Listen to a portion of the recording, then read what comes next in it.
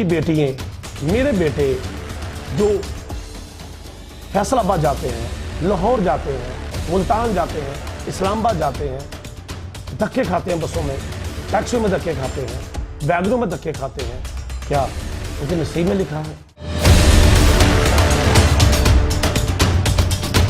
अगर एक आप पढ़ा लिखा माशरा चाहते हैं, बहुत शौक माशरा चाहते हैं, उसके लिए इल्म तालीम बहुत ज़रूरी है।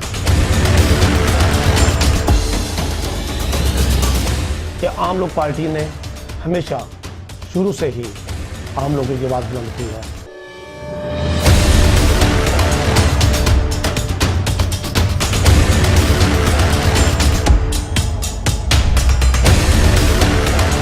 उन गरीबों का भी हक है। 50,000 60,000 एक गुजरात शहर से बाहर भी जाना है, स्पेशल का 50-60,000 रुपये देना है। यहाँ पर 15 से 20,000 के में स्पेशल चाहिए। जहाँ गुजरात के बच्चों को गुजरात यूनिवर्सिटी चाहिए।